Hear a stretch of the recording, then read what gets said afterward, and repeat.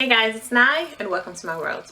I get a lot of messages and questions with people who are emailing me things that have to do with people in their lives and how it's hard for them to kind of just break free from certain relationships and certain attachments.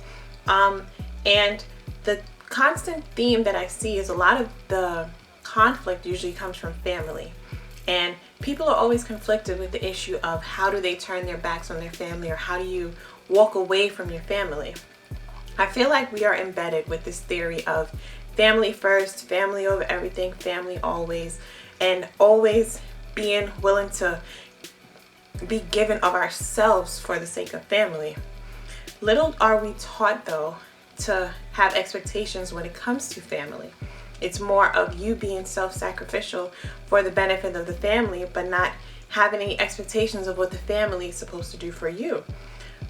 We are put into this stigma, per se, that if you walk away from your family, something is wrong with you, or that you are not for family. But I tend to disagree with this theory, because I just feel like with every relationship, whether it's a blood lineage or just a social connection, there has to be a give and take. It cannot be one-sided, it cannot be imbalanced. And for me, something that isn't conducive to your lifestyle, regardless of what it is or who it is, it's worth cutting out of, because at the end of the day, you have to live with you have to live with your life, and you only get one, so you should be happy and make the most of it. If there's anyone or anything in your life that is causing you turmoil, there really is no reason to keep it based off of principle. Family is supposed to be a unit. Each person in that unit has responsibilities. They have a contribution to the unit, and if it's lopsided to where you're the only person contributing and you're constantly being drained, to me, that's not family. Those are relatives. So when it comes to how to deal with them, it took me a while to grow to the place of being comfortable with saying, you know what, I love you, but I'm gonna love you from a distance, because the person you are, or the environment you're in, or just your whole way of life is not conducive to me, and it's not making me happy, and it's bringing me more pain than joy. So it's been okay for me to walk away from certain family members, regardless of who they are, simply because of the principle of, if it's not working for me, if it's not a conducive unit and both parties are not trying to make that unit work, then it's not worth it for me. I do that with friendships, I do that with family members, I do that with jobs, period. I have one life to live, and I want to be happy with it. So at anyone's expense, at any time, anyone can be cut, because it's my joy that I need to focus on.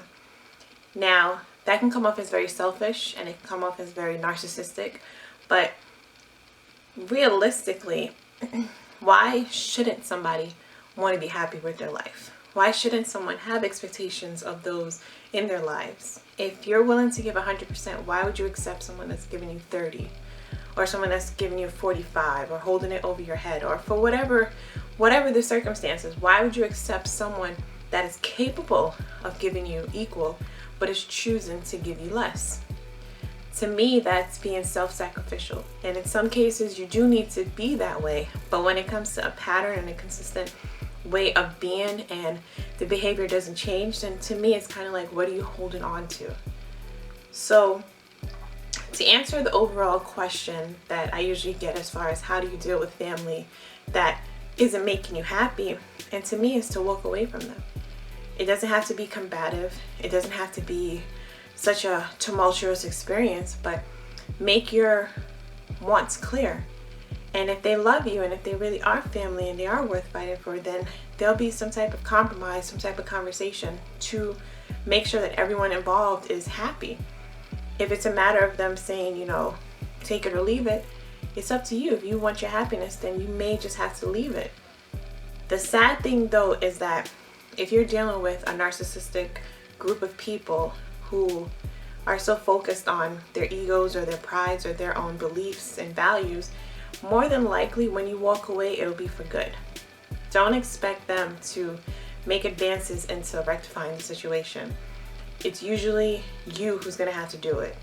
So if you genuinely walk away, be okay with knowing that these people may not be in your life anymore. Be okay with knowing that you're standing for something, and really understand what you're standing for, so that when the time does come where loneliness or regret or anything pops up, you are able to have your foundation and your base, and to know exactly what you're doing it for. Family is a tricky subject, and I don't know if I'm able to answer it all in one video, but if you think of it as just a family unit, all parties have to be happy. All parties have to be getting something out of it.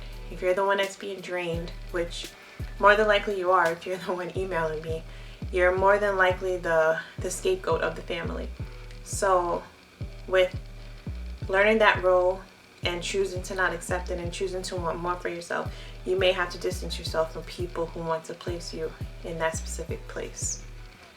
So think about your position.